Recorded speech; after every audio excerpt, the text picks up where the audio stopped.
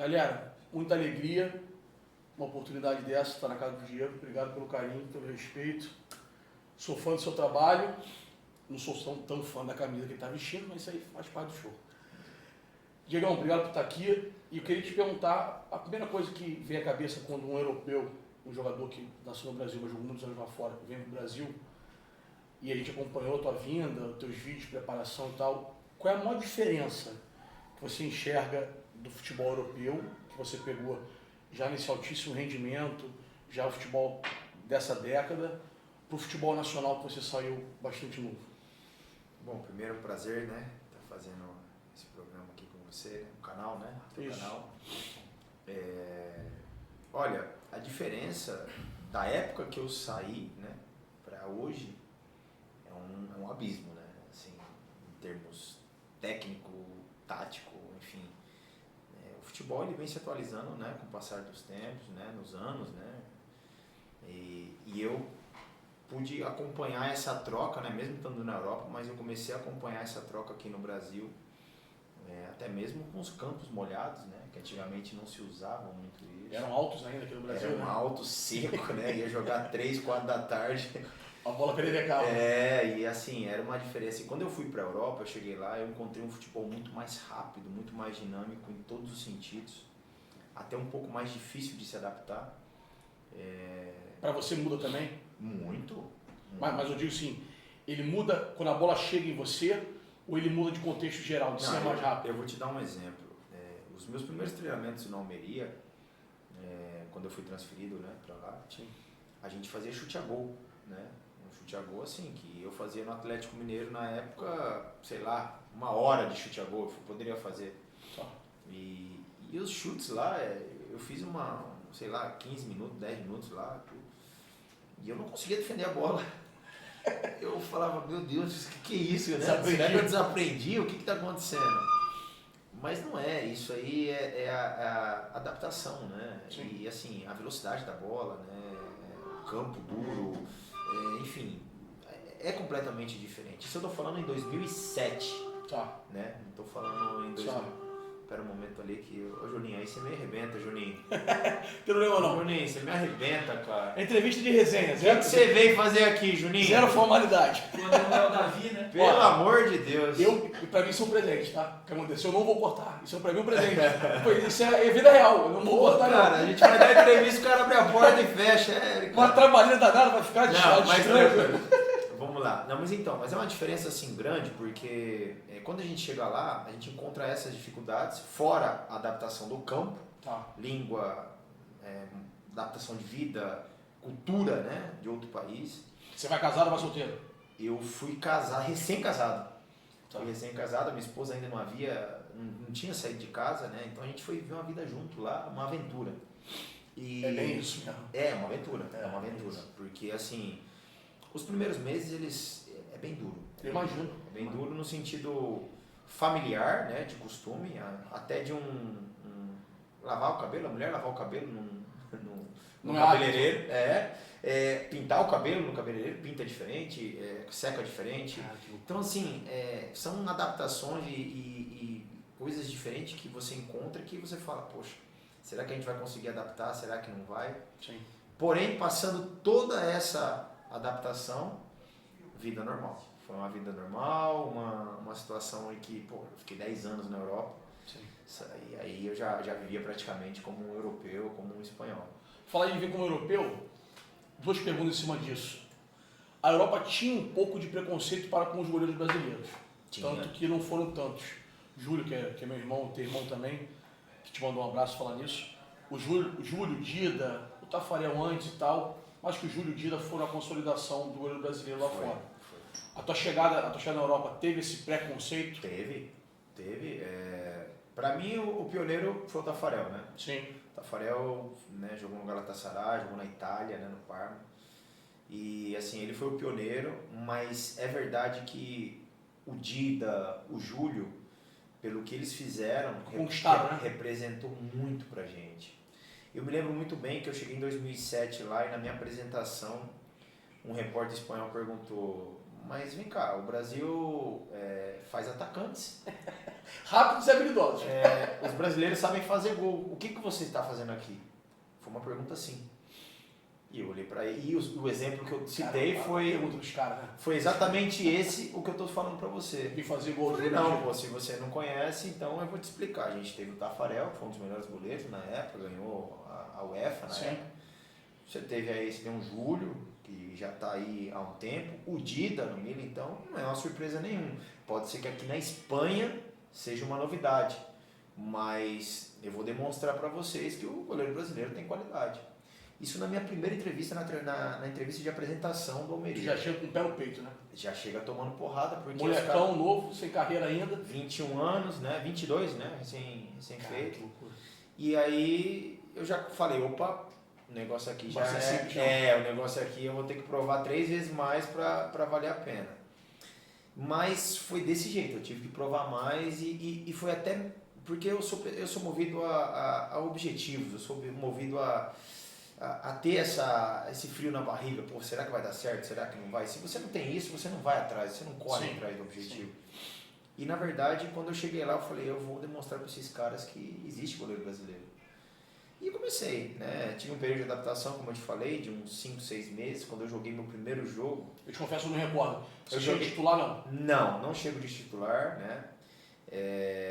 Meu primeiro jogo foi na Copa do Rei, que na Copa do Rei sempre joga o goleiro suplente. Sim, tem sempre esse joguei até contra o Levante na época, fiz um bom jogo, né? E aí veio o famoso jogo contra o Sevilha, que aqui o pessoal não conhece no Brasil, mas lá é um jogo famoso porque o goleiro titular, ele veio emprestado do Sevilha. E existe uma cláusula no contrato de não poder jogar. Uma cláusula contratual que não deixava ele jogar. E eu joguei. Tá. E é um clássico andaluz. O clássico, assim, era um jogo difícil, porque o Sevilha é da parte da Andaluzia ali, o Almeria também. É um derby local, né? De região. Local, mesma região, né? E aí, cara, foi um jogo que deu tudo certo pra mim. Eu fiz cada defesa incrível, cara. A gente ganhou de 1-0. O Sevilha naquela época vinha Daniel Alves, Canutê, Luiz Fabiano. Eita. Era um time, assim, tinha ganhado já a UEFA também. Sim. E aí, cara, a gente chegou lá e deu tudo certo. O estádio gritou meu nome, cara, porque eu fiz uma defesa, eu chamei o público, eu tava acostumado com o Brasil. Pô, chamei o público. Faz parte, né? Eles não entendiam nada, eles não entendiam o que tava acontecendo. E Alves. Aí eu falei, caramba, no meu primeiro jogo de liga, eu falei, nossa. Eu falei, gostei. Ali é aquele sentimento de assim, cheguei? É esse sentimento. Meu cartão de visita. Foi isso. E aí eu voltei no jogo, né? No jogo seguinte, o treinador me tirou, que era até o Naemery, que hoje passou pelo Arsenal. Sim, PSG. E aí ele me colocou no banco, ele me chamou no quarto e falou, Diego, olha, eu sei que você fez uma partida maravilhosa, mas eu seria incoerente se não voltar o outro goleiro, que ele não jogou por uma cláusula. Justo. Eu falei pra ele, olha, não tem problema algum. Eu já tava com aquele sentimento de, você já sabe o que eu posso fazer. Sabe que eu sou, isso. Ele falou, tudo bem, continuamos, já era praticamente novembro para dezembro, e tem aquela parada ali, né? Tinha na época aquela parada, né? E aí, quando eu volto em janeiro, a gente faz um jogo contra o Betis e o goleiro é expulso. O goleiro faz um pênalti, é expulso, eu entro no jogo, vou bem, a gente perde o jogo, mas eu vou bem, né? E automaticamente agarrar o próximo. Próximo jogo eu agarrei, né? Que aí já foi contra, eu não me lembro agora o time. Fui bem, no outro jogo eu falei, bom, vou voltar pro banco, dependendo dessa coerência, né? E aí no vestiário, o treinador dava escalação no vestiário. E aí no vestiário, cara, eu fiquei sabendo que eu ia jogar de titular, cara. No vestiário só? No vestiário. Nem era na palestra, no hotel, nada? Nada. Eu só me lembro de uma cena, cara, o Felipe Melo na época tava no meu time, né, lá na Almeria. Cara, a gente se abraçou, cara. A gente não podia demonstrar para os outros que ele também como brasileiro. Torcer por ti. Pô, cara, ele me abraçou e falou, cara, você vai jogar, que bom, cara. Eu falei, pô, não tô acreditando. Aí a gente foi, ganhou o jogo e a gente emendou 7 jogos sem tomar gol. Eu quebrei o recorde do Cacilhas na competição. Isso, inclusive, na Europa é muito habitual ser comentado, né? Isso é uma coisa que a Europa dá muito valor a não tomar gol. Muito, porque ainda mais... Clean sheet, né? Lá na Inglaterra fala o clean sheet. E na verdade, na Inglaterra é dado pro melhor goleiro os goleiros que têm mais clean sheet. Isso. Então, os goleiros ficam menos jogos, né? Sem tomar gol. E aí, eu lembro que a gente comemorou, emendamos esse jogo. entre esses 7 jogos que a gente teve sem tomar gol, o 6º jogo era contra o Real Madrid, lá em Almeria. Não era troco de pau. E o Cacilhas tinha 5 jogos sem tomar gol. Não, 6 jogos, eu tinha 5 na época. Sim. E a gente ia se enfrentar. Sim. E a gente ganhou o jogo de 2-0. Pô, cara, eu virei aí. Ele me mandou. Pô, o Cacilhas foi muito legal, porque quando eu. Aí eu emendei os 7 jogos. E o Cacilhas. Aí quando terminou foi 7 jogos e alguma coisa, assim. Aí o Cacilhas mandou uma camisa autografada. Que maneiro. Mandou, até hoje tem um quadro. Que bacana. Parabéns pela trajetória e pelo recorde conseguido. Pelo recorde de imbatibilidade, né? Sim, sim. Que bacana. E aí eu recebi a camisa do Cacilhas no meu primeiro ano, 7 meses. Bolecão. Meu Deus, cara, que é isso? Aí, depois desse momento, o pessoal falou, bom, esse é o Diego Alves. E aí acabou todo aquela dúvida que tinha. No ano que você fala que você chegou, a gente está falando de 14 anos atrás. 2007. A gente não tinha no Brasil, nem de longe, o que tem hoje em dia, que é essa necessidade de jogar com os pés, minimamente com os pés. O Júlio já tinha o pé, o Elton tinha o pé, mas nem era muito usado. Não. E o Júlio tem uma passagem engraçada, a gente é amigo de criança, que a gente brinca com aquela arrancada dele contra o Fluminense e tal. Sim. E o Júlio se arrepende disso, até hoje sempre fala sobre isso e tal. Na Espanha em 2007, o pé já era exigido ou não? Era, mas de uma maneira. Era muito mais que aqui no Brasil. Tá. Que aqui no Brasil era 0. Zero. Lá, era pé quebra, visual. Pra fora, pra lateral. Exato, chutou pra fora, torcida viva. Isso. Lá não. Lá o chute era pro campo, já direcionando pra um contra-ataque. E eu peguei essa mudança do futebol lá, porque eu peguei a era do Guardiola. Sim. O Guardiola praticamente... o Guardiola não mudou o Barcelona, o Guardiola mudou o mundo do futebol. Mudou completamente. Mas na época com o Unai Emery, o Almeria já jogava precisando do goleiro. Passar de pressão. A gente saía desde trás jogando, com o Almeria, hein? Sim. E ele obrigava a gente a fazer isso. Era um treinador, por isso que ele se destacou, né? Ele já era um treinador que ele tinha uma visão já futura de como seria. Então, o PSG dele tinha muita bola. E eu não jogava, na época, eu me lembro bem, porque eu achava até um pouco ruim, não tô jogando, o que tá acontecendo? Mas hoje eu vejo que, por um lado, foi essencial eu não ter jogado. Porque eu não tinha jogo com os pés, eu não sabia chutar de direita, e eu ia ter muita dificuldade se eu jogasse. Então, Você atrapalhar a tua carreira, atrapalhar os teus próximos passos. Claro, eu poderia começar jogando e mal, ou falhar, porque lá assim, eles jogam a bola e o goleiro tem que ter a qualidade de dominar, bater bem, né? E era uma coisa diferente para mim. Então eu tive que aprendi. E o Unai foi muito, muito importante para mim. O treinador de goleiro também foi muito importante. O treinador, eu ficava mais ou menos entre 40 minutos, 1 hora pós-treino com o treinador de goleiro, só fazendo trabalho de pés, batendo na bola. E lá, como aqui a gente jogava com gramado assim, lá a gente jogava com gramado assim, molhado. Muito mais rápido. Então, eu tive que pegar até o chute, como é que era, porque um tiro de meta de, sei lá, de 60 metros, 70 metros, você tem que saber bater na bola. Claro. Então, assim, era muito difícil, Mas aí eu fui me adaptando e quando eu comecei a jogar, eu tive que começar a me policiar dessas coisas e automaticamente me adaptando mais ainda. Bacana. Hoje no Brasil a gente clama por isso e ainda existe alguma reticência da imprensa, na minha opinião, falta de conhecimento, porque o uso do goleiro não é opcional. O uso do goleiro é para sair de algum movimento. Ninguém atrasa para o goleiro por vontade própria. Sim. E você falou do Guardiola, eu endosso, acho que o Guardiola, sou muito fã do Guardiola, acho que o Guardiola é o gênio máximo da pranchetinha. E a gente falou sobre mudança. Você estava lá quando ele estava lá e quando ele estava decolando de forma agressiva. Ele realmente mudou, era comentado nos vestiários, nas rodas e tal, a importância dele, já se via isso, ou foi se dar valor aí depois? Na verdade, o Guardiola, quando eu estava lá, em 2008, quando o Barcelona promoveu uma mudança, um término de ciclo, que foi o término do Ronaldinho, houve muitas mudanças. O Pepe, o Guardiola, ele era do B. Sim. E ele já fazia esse trabalho, ele tinha feito, parece que uma das melhores campanhas no time B, na Liga, né? Que eles jogavam, não lembro se é a terceira divisão, segunda. Sim. E aí ele subiu, né? E todo mundo queria saber se o Guardiola ia dar certo. Então, jogou muita bola, todo mundo fez a pré-temporada, contrataram o Daniel Alves, enfim, começaram a fazer as contratações. E nesse exato momento tem a pré-temporada e o Guardiola sempre dando entrevista, não, meu time vai jogar com a bola, o goleiro é importante, dando, né, todos esses fundamentos que hoje a gente conhece. E eu lembro que no primeiro jogo da Liga de 2008, se eu não me engano, que é julho de 2008 para 2009, né, no caso, eles tiveram um jogo contra o Numancia. Eu lembro até hoje porque eu estava assistindo esse jogo, eu queria ver como é que ia ser. Sim. Eles perderam esse jogo, eu não lembro se de 2-1 ou de 3-2. Perderam o jogo. Mas foi uma metralhadora de crítica em cima do Guardiola. Já em cima de posse o tempo todo. Primeiro jogo da Liga. Não, ele tentava sair jogando. Bom, enfim, tomaram o gol. Perderam o jogo. Perderam o jogo. E ele pós-entrevista falava a mesma coisa. Falava, não, meu time vai jogar desse jeito. É isso, estamos adaptando, ainda os jogadores têm que... Dali em diante, eles ganharam ou empataram, não lembro. Do terceiro jogo em diante, arrancou. Aí, meu amigo...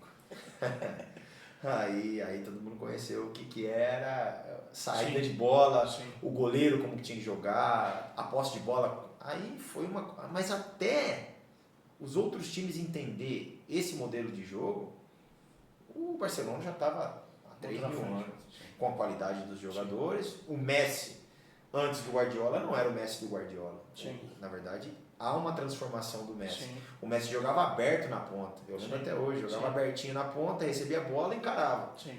Era um jogador diferente, mas rápido. Só que com o Guardiola foi uma mudança completamente e se tornou o Messi que é hoje. Sim. A gente no Brasil tinha muito... Eu sou um pouco mais velho que você, e a nossa geração é bem próxima. A gente no Brasil não tinha tanta notícia sua. Não tinha, era um fato. Uhum. Então, quando você vai à seleção, as pessoas perguntam... Da onde veio? O que você atribui isso? De onde você acha disso? Porque você já tinha histórico de pegador de pênaltis. Sim. Você já tinha uma carreira consolidada lá fora. A gente está falando que você ficou mais de 10 anos lá fora. Você volta em 19. Você vai em 7, né? Ficou 12 anos lá fora, é isso? Não, eu volto em 2017. 17, isso. Meio de 2017. O que você atribui isso a gente... Tipo, não ter o real tamanho que merecia ter o tamanho? Olha, eu não sei se por falta de informação, né? Hoje eu vivendo aqui, eu não dou muita importância do que acontece lá, isso é verdade. Existe uma... Você muda a chave, sério? Consegue mudar totalmente? Hoje eu já estou um pouco mais diferente de quando eu cheguei, porque eu vivo mais o que está em torno aqui. Perfeito. Eu até brinco com o Felipe, né? Que a gente vê, acompanha, claro. Mas quando a gente está aqui é uma outra realidade, a gente vive mais aqui, é muita informação aqui, então a gente dá exclusividade para cá. Claro que fica sabendo um resultado do outro, mas não vive com tanta frequência como a gente vivia lá. Eu e o Felipe Luiz, a gente sabia tudo. Hoje, se você me perguntar, eu já sei um pouquinho. Já vou dar, não vou saber os jogadores direito. Eu sabia, por exemplo, pênalti, eu sabia todo mundo como batia assim, porque eu conhecia ali, claro, 10 anos. Viveu.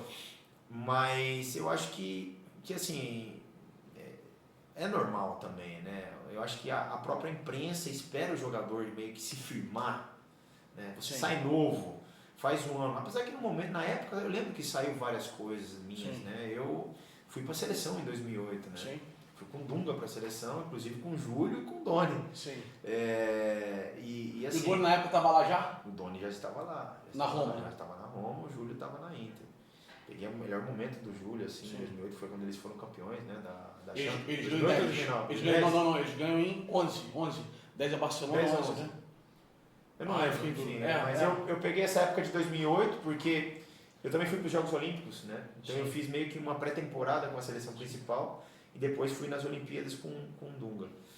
Então, poxa, a gente tinha, né, chegava as notícias, mas lógico, eu precisava de uma pessoa também que hoje é muito mais fácil, né? Que na verdade a gente está numa era hoje numa era muito mais rápida. Exatamente. A gente dependia do jornal do dia seguinte de manhã, né? Na minha época não existia o WhatsApp. É verdade. Era um tal de BBM, não sei se vocês conhecem, ele chegou aqui, eu saí de outra, né? Do radinho, se vocês lembram do radinho? Então, é uma outra era. E a gente, hoje acontece alguma coisa na China, no Japão. É na hora, China. Já chega na frente. Uma super defesa lá, brota acabou na hora. Acabou. Então, assim, eu acho que hoje, da mesma maneira que chega coisa boa, chega coisa ruim. Claro. Então virou uma coisa meio que, né, não tem muito controle, descontrolado. Mas a gente tentava fazer chegar, né? Eu jogava num time de média abaixo ali, que era o Almeria na época, né? Só que a gente fez uma temporada que foi uma temporada histórica, eu lembro até hoje, a melhor temporada do Almeria na história, 56 pontos, a gente fez alguma coisa assim. Sim. Então, as notícias começaram a chegar mais quando eu me transferi para o Valência. Sim, Começaram a chegar porque já o Valência na época era o terceiro clube, quando eu fui era o terceiro clube da Espanha. Sim. Nenhum Atlético de Madrid tinha essa tanta rivalidade com o... Não, tinha menos investimento, inclusive. Aí eu lembro que eu acompanhei de perto antes do Simeone, que é o Simeone que muda o a Atlético. reformulação todinha do Atlético de Madrid, eu lembro até hoje. Foi assim, eu cheguei no Valência, o pós-ano que eu cheguei no Valência começou. O Atlético de Madrid se transformando, até que chegou o Simeone e fez essa mudança. Mas assim... eu entendo também que, lógico, hoje é muito mais fácil chegar a informação. Mas chegava um pouco, em determinado momento chegava. Para as pessoas que a gente queria, chegava. Né? Então, assim, não foi por falta disso que talvez o conhecimento não foi, enorme perante do que é hoje algum jogador que vai lá fora. Né? Então, falando em seleção, para a gente depois passar para o Flamengo, ainda bate na porta? Porque, deixa eu te falar o que eu penso sobre isso. No Brasil se criou uma cultura de que o atleta não liga para a seleção brasileira. Eu não sei que cargas d'água foi... A imprensa tomou esse rumo de diminuir o processo da seleção brasileira, atribuídos a grandes salários, grandes contratos, como se o tempo todo o atleta só pensasse no dinheiro. Tem que pensar, obviamente, a carreira. Uma carreira de 15 anos, uma carreira extremamente longa, da maioria dos atletas. Os de ponta fazem 15, mas outros não fazem. E se criou isso. E eu sempre que posso, essa é uma pergunta que eu faço para todos que eu entrevisto. A seleção bate a porta, dá vontade de estar lá, tem vontade de voltar a estar lá? É uma coisa que ainda passa ou é uma coisa que você realizou e ponto? Eu tive vários momentos da minha vida que eu dei muita prioridade para a seleção brasileira. Né? Eu sempre falei de seleção brasileira no Almeria, quando eu fui convocado, no Valência, quando eu cheguei. Em 2012 eu era titular da seleção com o Mano. Sim. Pouca gente lembra disso, né? Porque é por causa das informações, mas eu era titular do Mano Menezes. E assim, o Mano saiu de uma forma muito ruim. Saiu de uma forma... Foi estranho a maneira, mas estava começando a arrumar a casa, ele saiu. Foi mais ou menos a base ali que foi pro Mundial, né? De 2014. Sim. Então ficou aquele gostinho, né? E o Mundial em casa ainda, né? Mundial em casa, 2014. 2010 também, eu estava muito bem, 2010. Eu posso te falar assim, eu participei de uma Copa América, né? A Copa Centenário eu estava, fui para as Olimpíadas, né? Que era sub-23, mas participei, fui em eliminatórias, não fui a uma Copa das Confederações e uma Copa Mundial. Ficou aquele gostinho, eu acho que eu poderia ter feito mais, ter mais convocações, eu acho, convocações. Mas se você falar hoje, eu digo que você voltaria para a seleção. O desejo ele existe, vai ser eterno. Quem vai para a seleção sempre quer ir para a seleção. Que maneiro. É o meu caso. Mas ele só não tira o sono mais, né? Exato. Não dá aquela angústia, né? Exato. Você foi promovido na empresa, vou ganhar um. Antigamente a gente ficava triste por não ir na seleção. Tá. Hoje não existe mais essa tristeza, existe mais um conformismo também, porque de saber que talvez o que está lá porque o treinador também quer. Hoje eu considero o Alisson, o Ederson os melhores da posição, na nossa posição. Existem outros goleiros que vêm ali embaixo fazendo uma grande campanha. Você sabe que está na briga, para a terceira vaga. Eu faço o meu trabalho. Hoje eu faço o meu trabalho. Você, o Everton do Palmeiras e o Cássio, minha opinião, são os três caras. Eu não acho que o Tite vai mudar em Ederson e Alisson. E no Everton também não.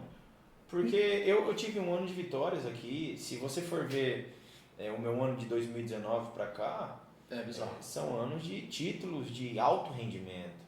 Então, assim, mas isso não quer dizer que um é melhor ou outro é pior. Não, é a opinião dele, é a opinião que ele acha que é o melhor para a seleção brasileira. Sim. E hoje, claro, muito mais experiente, a gente entende que ele tem essa opção, né? Ele prefere... Mas eu não vejo fechado, não. De verdade, eu não vejo. Eu acho que já existe, por exemplo, eu sigo meu trabalho da mesma maneira, né? Eu sou o mesmo que... A mesma vontade que eu tinha em 2007, quando eu estava na Europa... O sorriso vai ser o mesmo ao chegar lá. É o mesmo. A seleção brasileira é a melhor coisa para o jogador. Só que existem outros fatores e isso dá essa conforto. Você fica, mais tranquilo, né? Porque você já está mais experiente, sabendo que pode ser uma opção do treinador, né? Que hoje você tem 2 goleiros na Europa que estão em altíssimo nível e é uma diferença, eu acho, uma opinião, eu já passei por lá e eu acho uma diferença muito grande um jogador que está lá de um jogador que está aqui. Eu também acho. Por mais que muita gente, não, o futebol brasileiro... Até acho que no gol é menor a diferença, minha opinião. Na linha eu acho que é larga a vantagem. Eu acho que no gol também é diferente. Não, diferente sim, mas eu digo o seguinte, eu só não acho que é tanta diferença no gol. Posso estar errado. Eu acho que é. É tanto. Eu acho que é. Boa. Eu acho que é porque lá, eu já te falei, é um futebol mais rápido. É muito mais rápido. É um futebol mais rápido. Isso você pode perguntar pro Alisson, você pode perguntar pro Ederson. Quando eles vêm jogar eliminatórias aqui, os jogadores vêm da Europa jogar eliminatórias, sofrem. Sofrem com o campo. Com tudo, né? Porque é muito sofrem rápido. com clima. Chega, treina um dia, joga. Sofre com clima. E sofre com a maneira que se joga. Claro que sofre, porque você não tem a mesma dinâmica do jogo da Europa. E isso é notório, isso dá pra ver. E eu te falo pela vivência que eu tive lá.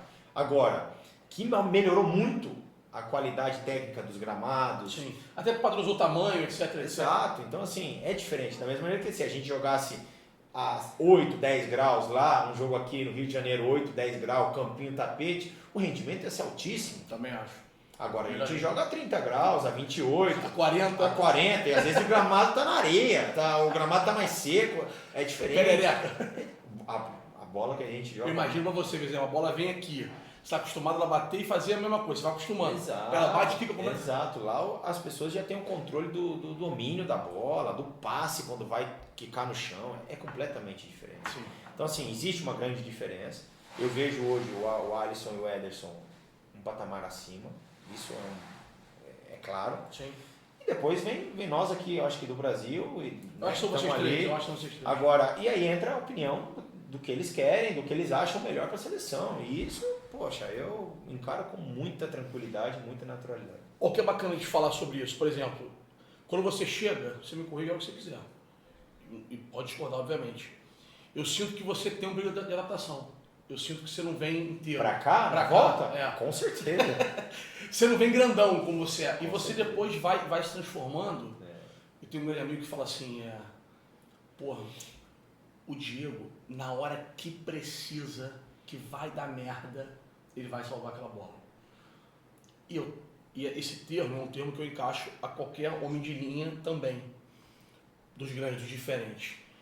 E quanto maior é o jogo, depois da tua adaptação, porque eu acho que você demora um pouco a se adaptar. Claro. Você chega meio tipo assim, você não chega no esplendor da tua forma. É difícil. E depois o jogo vai piorando, vai ficando ruim e tu começa a, cara, salvou ali, salvou de novo. É isso? Eu assim, tenho um histórico disso que você falou, né? Assim, porque até mesmo lá na Europa, os jogos mais difíceis ou maiores que a gente jogava, que no caso, quando eu estava na Almeria, era Real Madrid, Barcelona, Atlético de Madrid, Valência, eram os jogos que eu mais me destacava, né? Assim, sempre foi assim, né? E nas categorias de base também, então assim, eu sempre tive as pessoas que me conhecem lá de Ribeirão Preto, meus treinadores de goleiro, sempre me falaram isso. Os diferentes são assim, né? E eu encaro isso, eu acho que o goleiro tem que ser assim, né? O goleiro ele tem que, na verdade, aparecer no momento que o time mais precisa. Sim. Fazer defesa todo mundo faz. Goleiros, você pode colocar qualquer um no gol. Vai fazer defesa? Vai. Mas existem os momentos dos jogos, né? E existe aquela bola, né? E existe a tranquilidade. Eu acho que o goleiro ele começa a se tornar grande quando a tranquilidade dele é passada para os companheiros. Que o cara olha para trás e fala, não, tranquilo. Pode ajustar. Ele vai pegar. Não, ou eu confio nele. A confiança ela tem que ser assim. O goleiro, você conhece o Júlio, você pode perguntar para ele. Sim. O Júlio passava essa tranquilidade, por isso que o Júlio era o Júlio. Sim. Ele fazia às vezes a defesa do jogo. Eu lembro a Champions que ele ganhou, o jogo do Barcelona, as defesas que ele fazia. E por isso que ele se tornou o melhor goleiro daquele ano. E por muito tempo ele foi eleito um dos melhores goleiros. Sim. Então, eu acho que o goleiro é isso, é uma regularidade, não é um ano, não são 6 meses, 2 anos. O goleiro é uma trajetória, e nessa trajetória você tem que ver o que o goleiro fez nesse caminho, se é um goleiro que manteve uma média regular, ou se foi um goleiro de pico. Sim. Então, eu acho que isso é importante, eu sempre tentei passar isso. O que você falou é isso, é tentar, no momento que o time mais precisa, você está lá passando tranquilidade. Fazendo uma defesa tranquila, passando um conforto para quem precisa na hora. E quando tiver um jogo meio tranquilo, você tem que ser o oposto do que está o jogo. Você tem que inflamar os companheiros, para que os companheiros ativem. Claro. Então, o goleiro tem que ter essa leitura às vezes, eu acho importante. Se você for um negócio que é bacana, da mesa do futebol, eu tive um goleiro, no futebol 7 eu fiquei muitos anos, que ele falava a seguinte frase pra mim, ele falava assim, irmão, agarrar em time bom é uma merda. Ela só vai uma vez lá, 2 vezes, e ela não pode entrar. Quando você agarra num time de menor porte, você tá o jogo inteiro muito adrenado e tá vivo. Quando você agarra em sequência um time grande, time bom, time vencedor, cara, ela vai lá 1 ou 2 vezes só e ela não pode entrar. É isso. E eu tive isso no Almeria. Eu tô te perguntando pra isso. Você pegou no Almeria pro Valência, eu tive isso.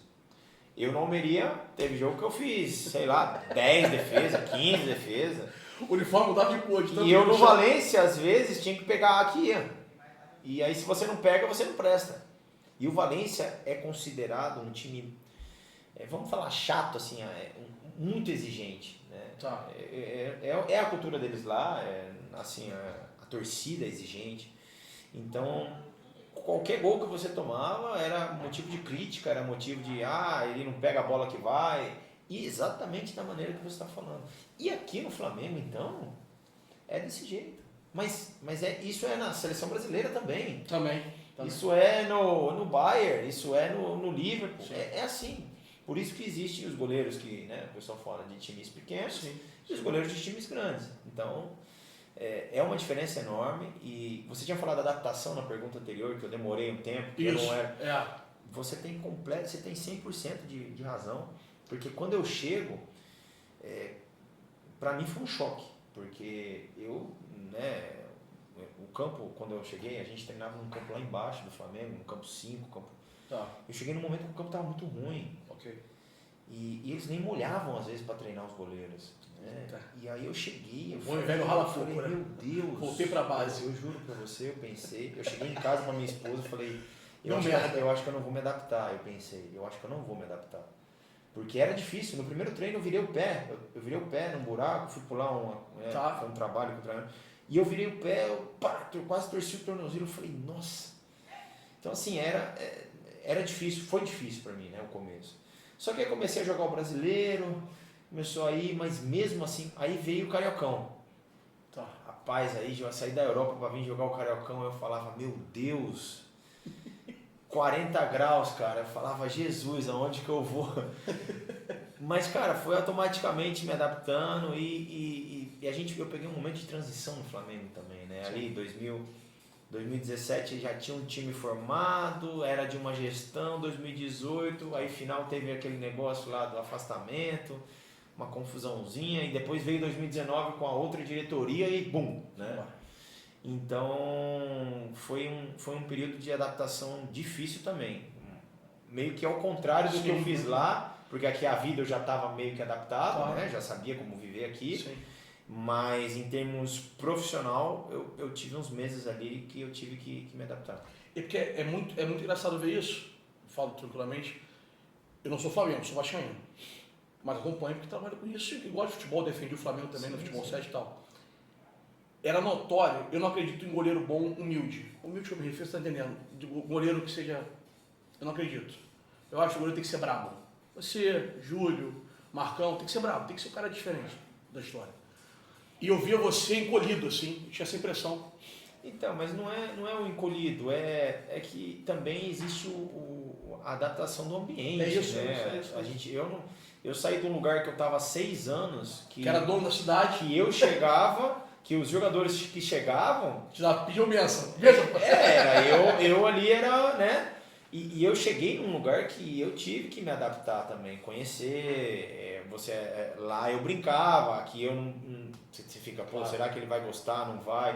Eu conhecia já alguns jogadores, né? O Diego, né? O Diego Ribas, o Juan já tinha também na seleção, e alguns outros que eu não lembro agora outros. O Muralha na época, eu conhecia ele, o Muralha saiu de Ribeirão lá também. Então assim, eu me enturmava mais, né? E com o passar do tempo, eu cheguei no meio do campeonato. É que as pessoas acham que é fácil. Pega assim, não, agarrava muito lá, agarrava 10 anos. Não, pega a roupa e joga e vai embora. Não, e eu vim da seleção, assim. eu vim da seleção, quando eu assinei com o Flamengo, eu fui pra seleção lá pra Austrália, a gente jogou contra a Argentina e contra a Austrália. Voltei, treinei, fiquei quase, né, tava de férias praticamente. Acertei com o Flamengo, treinei uma semana e estreiei contra o Corinthians lá no Itaquerão, lotado. Toma essa besteira aí logo. Toma aí, se é o Diego Alves, vai. Eu falei, vamos. Foi assim. Então assim, eu fui me adaptando aos poucos, é verdade. E hoje, se você falar, pô, o Diego de hoje é muito mais, com certeza. É um ambiente novo de trabalho, são colegas diferentes, né? Hoje já tem uma amizade, já tem um respeito, já é completamente distinto, mas existe isso sim, a adaptação é fundamental. Bacana. Diego, falar de Flamengo é impossível não falar de 2019. 2019, na minha opinião, eu estou com 40 e eu vi elencos melhores individualmente, poucos também, mas vi. No A, B, C, D, F, G. Mas eu nunca vi no Brasil uma supremacia de jogo para com os outros do que eu vi no Flamengo. Nem por relação de pontos, não, porque o Cruzeiro do Vanderlei faz 100 pontos, bem que eram mais times, mas mesmo aquele Cruzeiro do Vanderlei, mesmo o Vasco 2000, mesmo o São Paulo, não interessa. Eu nunca vi uma supremacia mental, física, técnica, estrutural, de tudo. O que foi viver isso lá dentro? Olha, eu assim, não querendo colocar essa semelhança, né, de times, né, do Barcelona, que eu falei. Mas é bem que isso. houve uma era do Guardiola em que o Guardiola transformou, né, o Barcelona. Eu acho que aqui houve uma transformação no sentido, uma atualização não tática. Não tenho dúvida nenhuma, perfeito. Você entendeu? Eu acho que o Jorge, ele veio com uma mentalidade europeia, né, de jogar compacto, curtinho. Aqui existia, quando eu assistia jogo lá na Europa, eu via a zaga de um time numa área, outra zaga na outra área. Como é que você vai fazer pressão com o espaço que você tem, né? E o Jorge fez completamente ao contrário. Ele reduziu o campo de jogo, ao mesmo tempo jogando junto e pressionando ofensivamente e defensivamente. A gente jogava junto, era um bloco. Sim. Né? E eu acho que isso foi uma peça fundamental, não vamos dizer assim, essa mudança foi fundamental para que a gente atingisse os resultados. É o ato de chegar na frente, é isso? Eu acho que sim.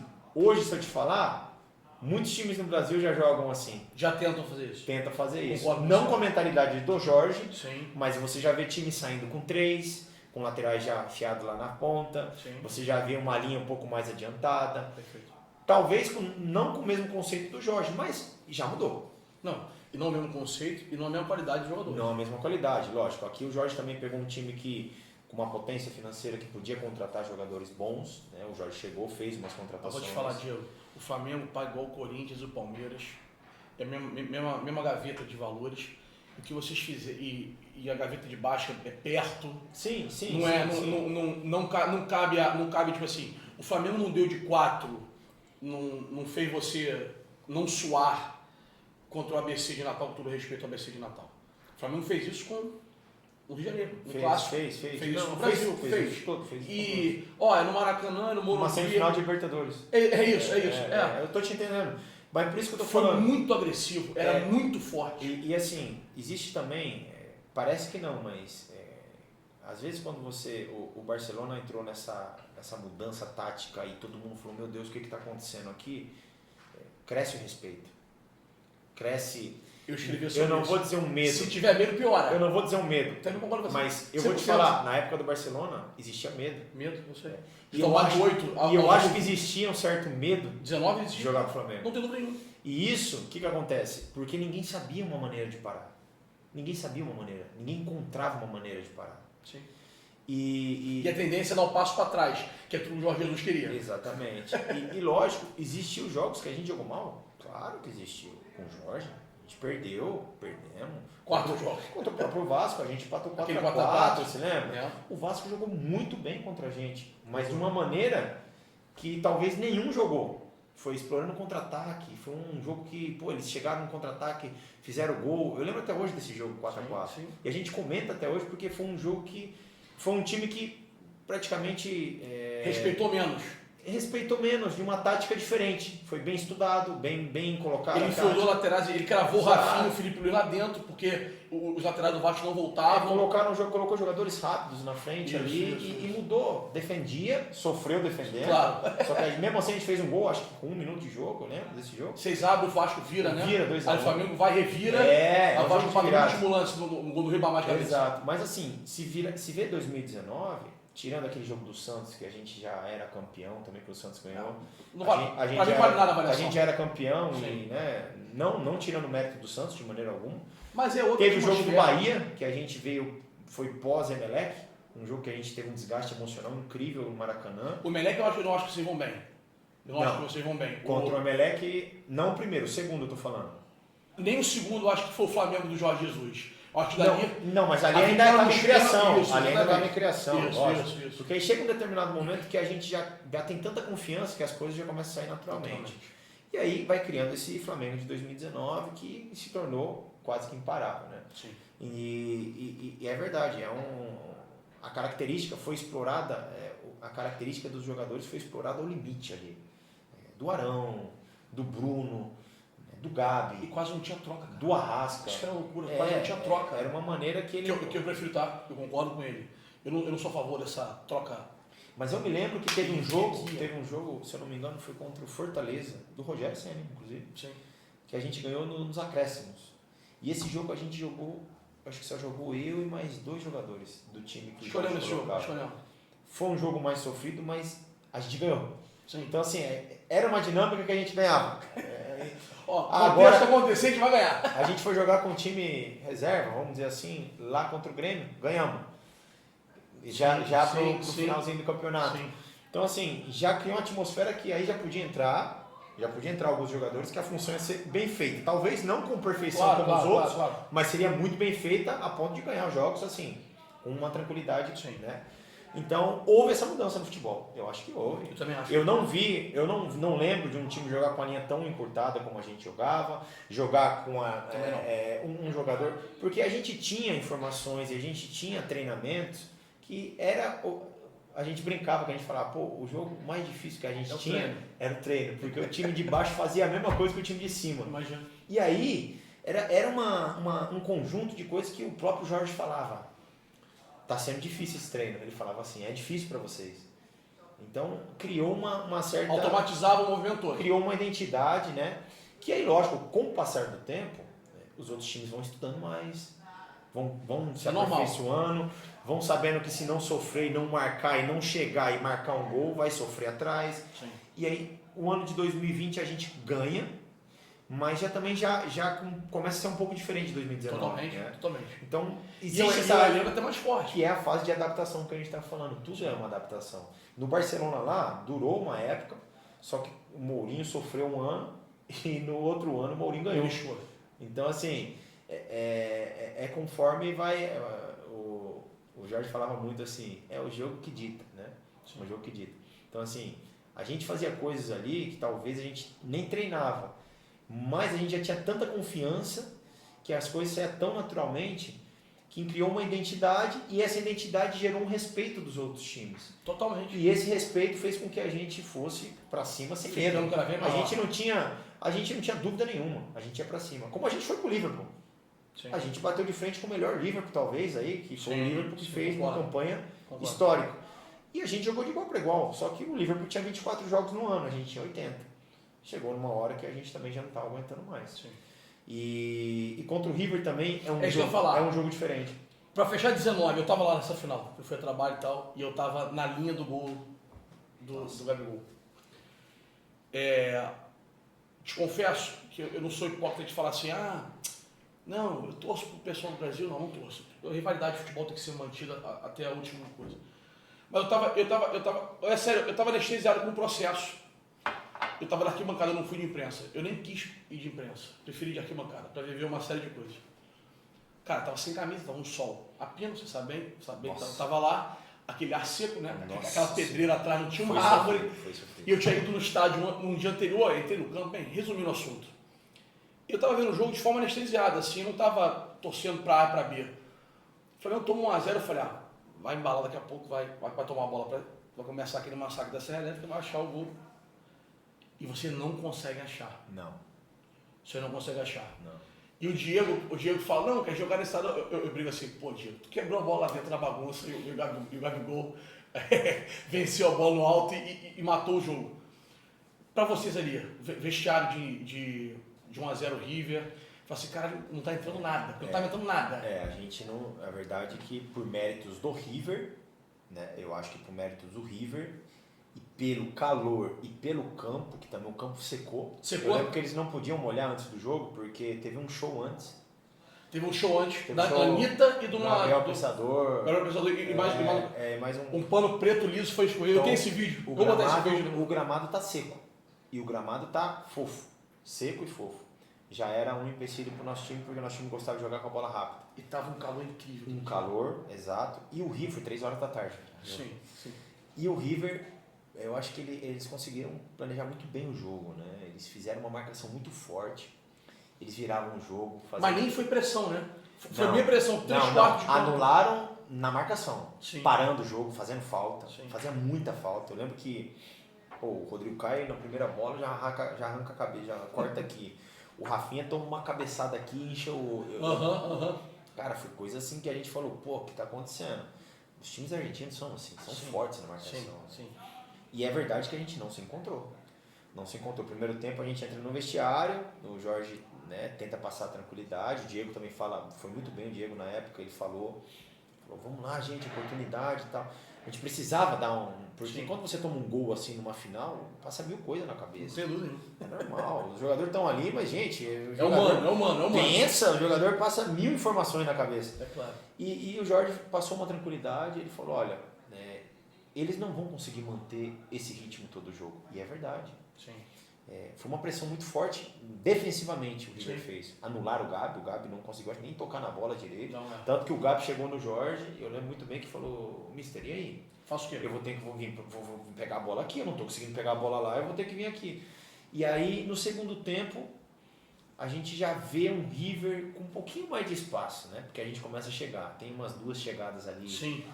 A mais ali no primeiro tempo a gente não chega, né? Eu tô errado, tu pega uma bola importante no segundo tempo já? Tô errado? Não, no segundo tempo o River praticamente não chega. Não tem um chute de fora que você pega ou vai não, fora? Não, vai fora. Vai fora, ok. Eles estavam de longe. Isso. Mas a gente chegou uma que o Armani pegou em cima da linha quase com o Everton Ribeiro. Tá. E a gente chegou uma que o Arrascaeta, eu acho que tenta uma bicicleta, um voleio, enfim. Sim. Já é uma chegada. Sim. Né? E aí a gente já começa a ver o River já, né? Tá passando tempo.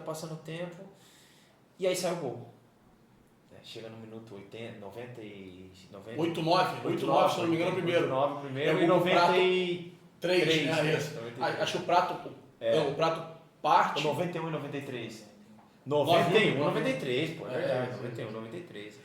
O prato parte, o lateral aberto pedindo, e o prato quer consagrar. Pra mim é muito claro que ele quer fazer o gol dele. O prato nesse jogo, na verdade, foi uma mudança positiva pro nosso time. Totalmente. Porque o primeiro gol sai de uma... Ele perde uma bola. Essa bola. Ele perde uma bola. Que ele tenta enfiar uma vez, o Diego corta, ele volta no prato. Ele tenta enfiar de novo, aí você sai em contra-ataque e faz o gol. Pega a bola, o Bruno passa. Isso. Acabou. E aí, logo em seguida, né? Eu lembro muito bem que quando saiu o gol, pô, torcida inflamada, né? Cara, foi muito maneiro aqui. Cara, eu já pensava assim, vamos para a prorrogação. Já tava ganho aquilo ali mentalmente. Eu falei, empatou, já tava ganho. E aí o Everton vem em mim para o jogo, né? Tem um lance que eles jogam na área, o juiz dá impedimento. Não me recordo. E aí para o jogo, eu recordo bem. E aí para o jogo e eu tô ajeitando a bola e nisso vem o Everton. Vem o Everton e fala, Diegão, segura que a gente vai ganhar na prorrogação. Eu falei, eu não tenho dúvida, vamos embora. Pode deixar. Eu pego a bola, jogo no Rafinha, no Rodrigo. O Rodrigo pega a bola, joga no Rafinha. O Rafinha devolve no Rodrigo, o Rodrigo dá no Rafinha, o Rafinha contra o Diego. O Diego vira e pega. É verdade que nesse exato momento, olha só como é que o gol fez mal pro River. O River deixou 2 contra 2, que era o Bruno e o Gabi, contra o Pinola. Mas o Bruno nem vai na disputa. Não vai O Gabi ganha dos dois. Não vai porque a bola passou um pouco, foi pro Tá, Gabi. ok. E aí a disputa fica entre os dois do River e o Gabi. E o Pinola é o único erro do jogo. O único erro do jogo. O Gabi dá o corpo, só que eles estavam tão perdidos por causa do gol, do empate, que eles não acreditavam, Claro. que desconcentraram, o Gabi foi lá. Cabeça. O Gabi foi lá e pum. Aí, meu amigo. Aí tem coisa que eu nem lembro. E vou te falar uma coisa, olha só, eu fui para ver as torcidas também, uma das coisas que eu queria registrar era a torcida. E eu fiquei sem meu cigarro, sem meu celular, que não pegava nada, deu bug na cidade toda e tal. E cara, eu vi a torcida do Flamengo como nunca tinha visto no Maracanã. Eu já devo ter ido a 100 baixo do Flamengo. Não, era uma torcida... O River Plate não cantou tanto. Não, a torcida do Flamengo cantou. A torcida do Flamengo, que eu faço crítica quando tá perdendo por não cantar, isso é uma crítica minha. A torcida do Flamengo cantou os 90 minutos.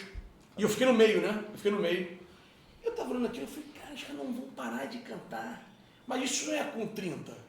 Foi com 35, 40, 50, 60, 70, 80, 90. Não, eu lembro deles cantando o jogo todo. Muito sinistro O isso. jogo todo. Mas eu só lembro de uma hora que eles pararam de cantar.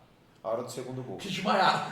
Que aí tava todo mundo chorando. É muito engraçado. Todo mundo tava chorando. Eu não consigo... E por falar em Júlio, quase que empacota, né? Quase matou ele. Quase matou ele e o de baixo, que ele caiu em cima.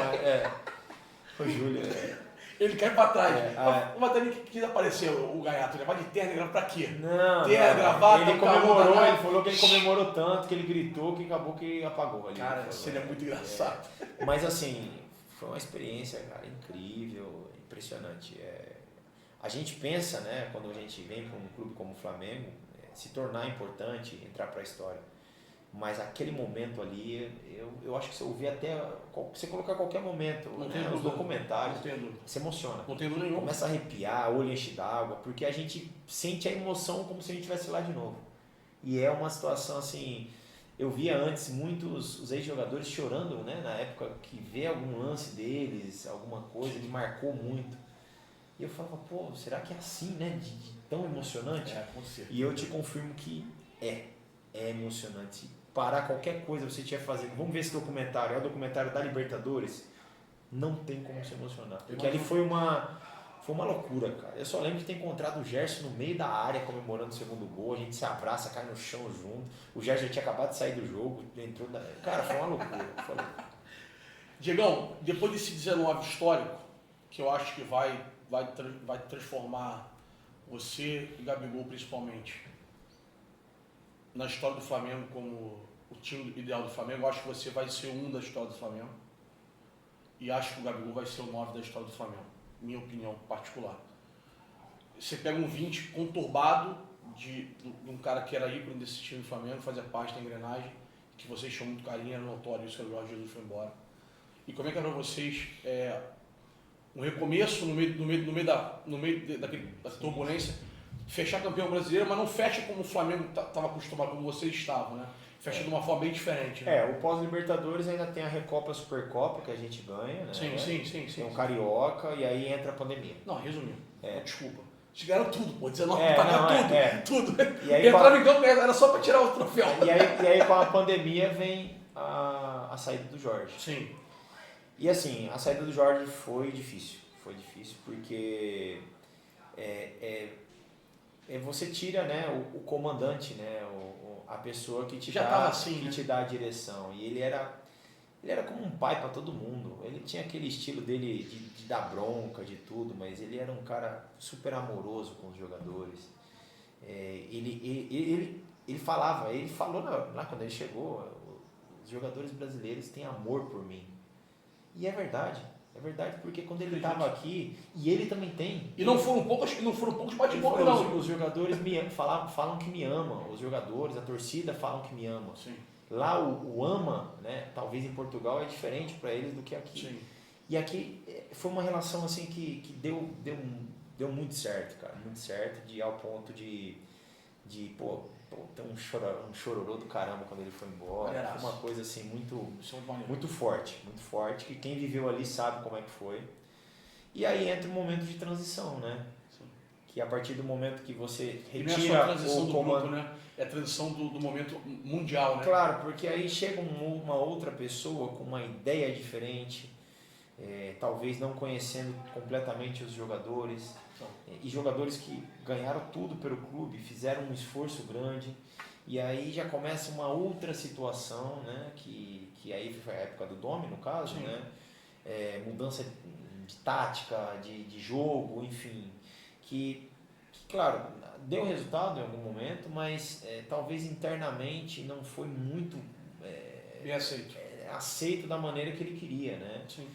E junto com o Covid, teve 30 e tantos jogadores pegaram Covid direto, então assim, foi uma coisa que a gente nunca tinha vivido. Muito tempo sem treinar, muito tempo sem treinar. Então foi um ano completamente distinto do que a gente está acostumado, né? Que é pré-temporada e jogar, né? Pré-temporada, claro. Competição.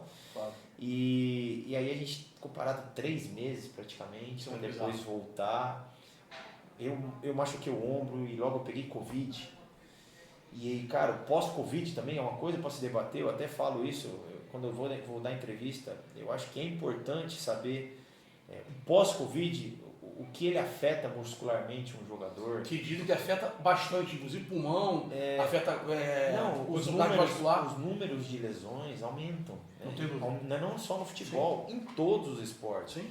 E eu pergunto isso muito pro doutor, eu falo, como é que é isso? Ele falou, olha, Diego, está sendo estudado, porque é um processo inflamatório, a gente não sabe, talvez você não tenha uma recuperação, e é verdade. E não zera o processo, ainda falta um pedacinho.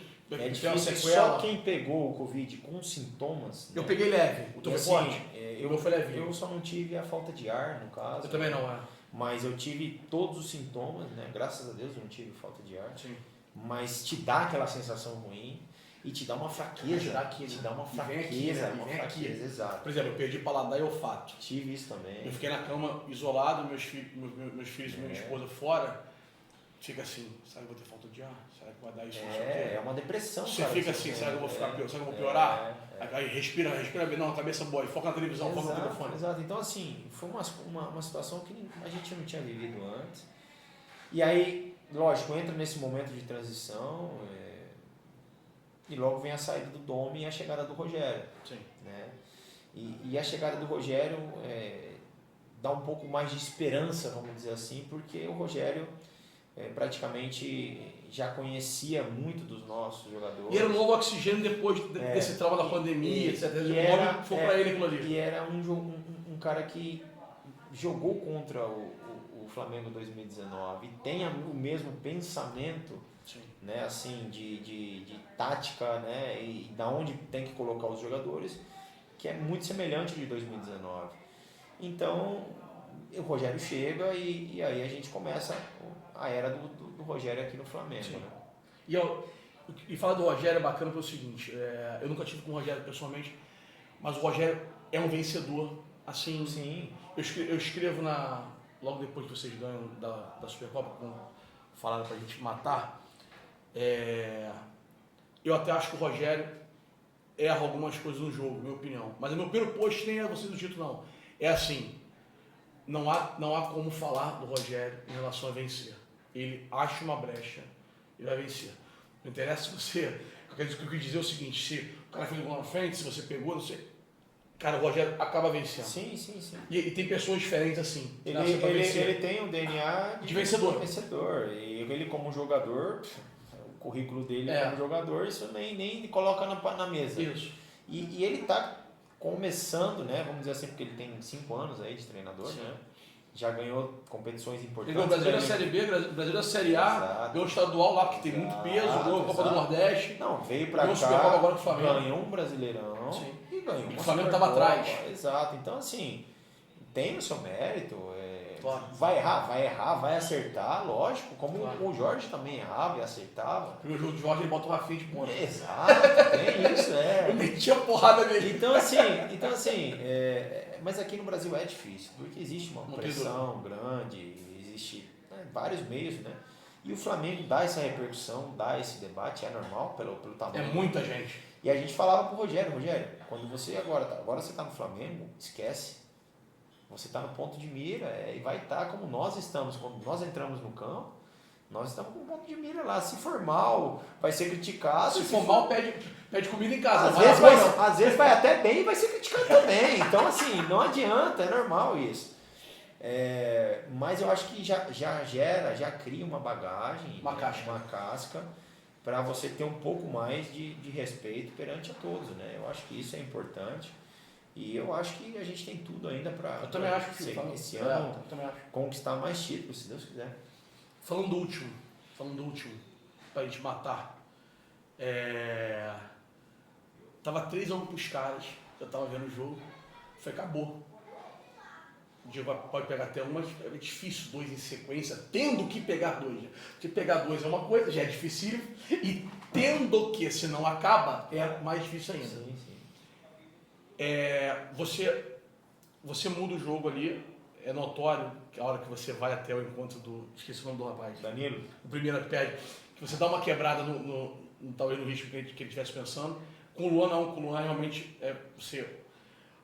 eu acho que não é um pênalti nem tão fácil ser pego, pode falar, nenhum é fácil, me digo, que é bem alto, né? Não foi o mais difícil. Foi mais difícil, não foi? Eu falei isso para as pessoas, eu conheço o Luan, porque uma coisa é o goleiro explodir para cá, se me corrigir, é o que você quiser. Outra coisa é você explodir esticado. Não, e outra coisa é você ter força para você descer a bola, porque você não pode espalmar ela para trás, senão ela entra no gol. Então, eu falo difícil porque você está com o corpo no ar e você tem que fazer um movimento meio que... tem que travar. Puxar ela para fora. Sim. Então, é um movimento difícil de fazer. E eu consegui fazer porque eu fui confiante nessa bola. Se eu tivesse um pouquinho de dúvida, ela ia entrar. Entrava. Como é que foi para você aquele momento ali? Foi muito bacana para quem estava vendo. Assim, eu nunca vivi um momento de viradas em pênalti, assim, a primeira vez na minha vida, né? Com essa emoção. 3-1 Eu já peguei 4 pênaltis em uma decisão, mas era um torneio de verão contra o Porto, na época, era o Elton goleiro. Parceiro demais também. Eu peguei 4 pênaltis. Na minha estreia no Almeria, no primeiro amistoso, foi para eu peguei 4 pênaltis também. E essa agora, eu peguei 3 assim, mas é que foi muito difícil, eu tinha que defender. Era ou eu defendia ou ele errava. Era isso, não existia mais outra opção pro Flamengo. Então, a do Luan para mim foi difícil por isso, porque, claro, eu lembro que eu cheguei no Bandeirinha e falei, Bandeira, como é que tá agora? Porque a gente se perde ali, né? Chute, defende, claro, imagina. A gente fica meio... E aí o Bandeira falou, olha, se fizer, acaba. Eu falei, sério? Ele falou, sério. Eu falei, meu Deus. Aí fui, me concentrei, consegui pegar do Luan. Aí a gente vai lá e faz. Aí eu chego no Bandeira de novo. E aí, Bandeira, como é que estamos? Como é que tá agora? Ele falou, não, se eles fizerem, acabou de novo. Eu falei, sério? Eu falei, meu Deus, e agora? E aí é o pênalti do Danilo, que é o pênalti que eu me posiciono, o Danilo fica parado. E que a demora dele te dá esse estalo. Na hora que ele demora, eu falo, peraí, vou quebrar. Vamos reiniciar. Vou quebrar. Lógico, vamos quebrar, porque com o passar do tempo é pior pra ele, né? Claro. Eu não sei se ele tinha dúvidas ou se ele... não dá pra medir isso. Eu não sei, ele que tem que falar. Tu fez teu papel. Só que eu vi que ele demorou muito. Demorou muito. E aí eu falei, alguma coisa tá de errado, peraí, vamos voltar pro normal. O normal é assim. Aí eu fui lá, falei, opa, aí eu chamei o Voaden, e o Voaden fala pra ele, ô Danilo, vamos, já pitei, vamos rápido e tal. Aí a gente aí ele vem de novo tal, e acaba que ele chuta e vai pro... Você tá nela, a bola não entrava não. A bola não entrava. Se ela vai muito justa, pode ser até 500, mas eu pulei bem pra bola, né? Eu acho que nem ele bateu muito forte. Mas eu escuto o barulho da trave e eu olho pra trás, porque eu não vejo se a bola entra no gol. Claro. Né? E aí eu escuto a galera gritar, eu não sei se é a nossa ou se é a deles. Olha só que situação. De repente eu vejo uma bola quicando e eu vejo os caras, boa, Diegão! Aí eu, saiu. Bem, estamos do zero. Só que aí vem as jogadas, né, alternadas, as pênaltis alternadas. Aí, cara, eu falei, vamos lá, vamos começar com tudo. E aí foi quando a gente começa, eles começam fazendo, né? Não, eu começo defendendo, e aí a gente... Você começa defendendo? Eu começo defendendo, né? Não, eles abrem. Eles abrem. Não, enfim, eu não lembro agora, eu não lembro. Deu certo no final. Mas aí veio o pênalti do menino, o pênalti do menino, né? O pênalti do menino. Eu consigo pegar, e aí o PP perde. Né? Aí isso. Eles fazem, a gente faz, isso. E aí vem um Mike, né? O Mike lateral, isso. bate, eu defendo, E aí vem o Rodrigo Caio, que eu nunca vi o Rodrigo Caio bater pênalti. Ele bateu.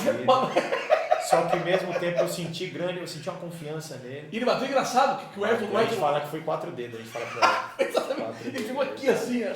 Mas foi um dos meus, acho que foi o mais bem batido. Não, o Everton ele se mexeu.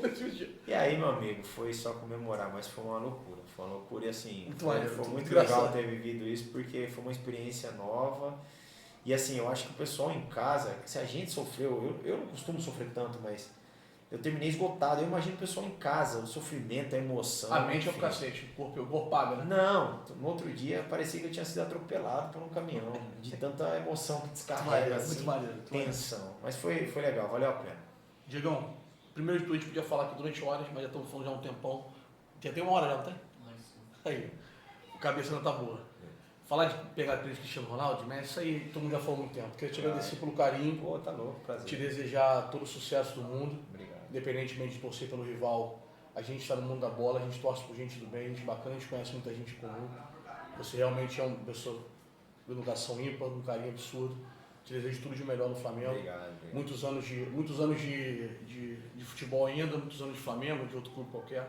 Mas que você seja feliz, sucesso. Obrigado. E conte comigo aqui. Obrigado. Valeu, obrigado. Show de bola. Obrigado a você. Tamo junto. Fui clear.